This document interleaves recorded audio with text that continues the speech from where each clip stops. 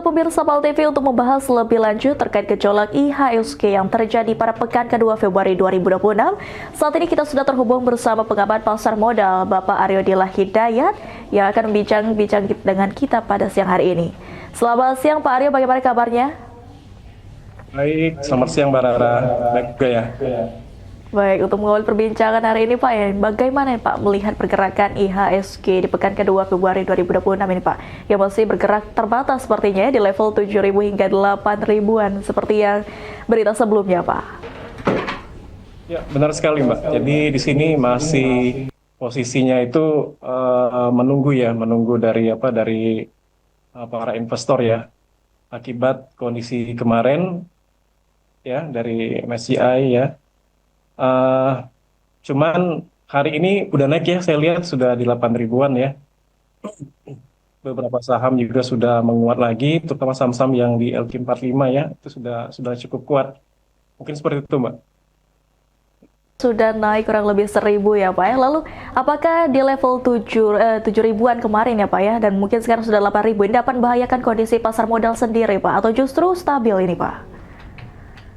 Ya, saya pikir masih ada potensi kenaikan ya dalam minggu ini karena eh, sudah ada niat baik ya dari OJK dan juga dari Pasar Modal Indonesia, dari BI, itu untuk melaksanakan apa yang diminta oleh lembaga-lembaga pemberian internasional.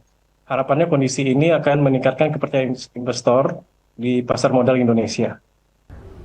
Baik, Pak Aryo ini selaku pengamat pasar modal sendiri, Pak. Bagaimana, Pak, pandangan Bapak melihat penurunan angka rata-rata nilai transaksi harian per BI ini, Pak, yang mencapai 43% sendiri, Pak?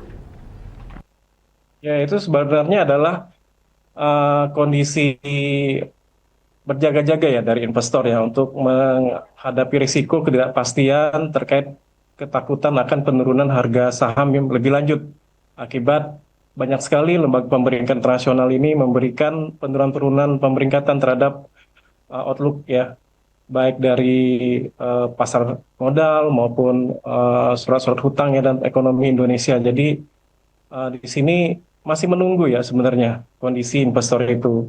Bila ada potensi akan ada kenaikan pembalikan, mungkin mereka akan segera masuk pasar. Dan hari ini saya lihat beberapa hal yang sudah membuat investor mulai balik lagi, terutama karena dianggap sebagian besar saham-saham itu cukup murah untuk dibeli. Seperti itu, Mbak. Terkait gejolak IHSG sendiri ini, apakah melemahnya transaksi tersebut ini berkaitan dengan pergerakan IHSG yang masih tertahan sendiri, Pak Aryo? Emang nggak kedengeran tadi suaranya? Pergerakan apa? Baik, ini kan terkait gejolak IHSG sendiri ini. Apakah melemahnya transaksi tersebut ini berkaitan dengan pergerakan IHSG yang masih tertahan, Pak Aryo? Ya, itu tentu saja menjadi satu pertimbangan ya sebenarnya ya. Karena gimana pun, bagi seorang trader itu adalah momentum yang dilihat. Jadi kalau mereka belum melihat ada momentum ataupun momentumnya masih ke arah bearish ya, mungkin mereka akan masih menahan diri ya. Karena gimana pun bearish itu adalah kondisi yang harus hati-hati dalam melakukan pembelian saham. Kalau momentumnya nggak pas itu malah semakin turun harganya. Tapi kalau memang kondisinya mulai baik gitu ya, kondisi itu tentu akan membuat para pelaku pasar di sini ramai-ramai untuk memborong terutama saham-saham yang murah dan juga yang nilainya yang nilai free floatingnya itu sudah cukup besar ya. Seperti saham-saham dari LQ45 itu bisa kita lihat di misalnya BMRI, BBNI, kemudian juga UNTR gitu ya. Sehingga masih besar harapan untuk mendapatkan kenaikan atau capital gain dari sana. Selain juga mengharapkan adanya pembagian dividen dalam beberapa bulan ke depan ini. Seperti itu, Mbak.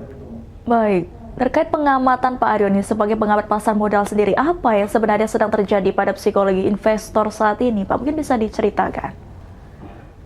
Ya, yang pasti investor mengalami masalah ketidakpercayaan ya sebenarnya, masih berhati-hati ya. Eh, Terkait kondisi yang kita bahas sebelumnya ya.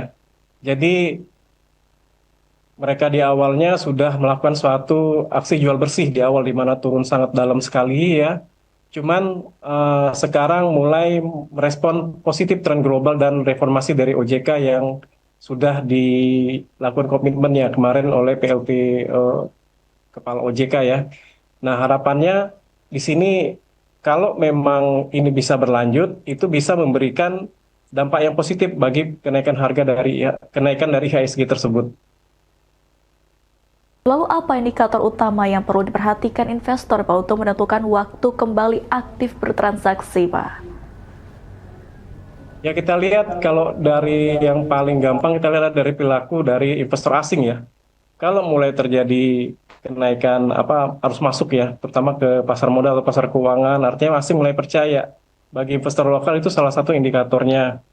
Kemudian juga terkait langkah-langkah yang dilakukan oleh Otoritas Jasa Keuangan beserta Bursa Efek Indonesia yang masih kita tunggu nih bagaimana kelanjutannya ya, termasuk dalam pemilihan siapa nanti yang bakal jadi komisioner atau ketua pengganti ya, yang sejauh ini sudah diketuai oleh Menteri Keuangan kita Pak Purbaya. Bagaimana prosesnya, kemudian siapa yang terpilih, itu akan berperan penting nanti dalam pertimbangan investor untuk masuk ke pasar modal Indonesia.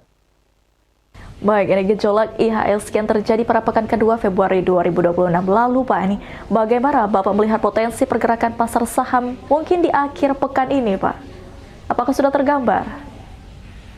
Ya, sejauh ini saya masih optimis melihat pergerakan saham pada hari ini ya, sampai siang ini terjadi kenaikan tren yang positif ya.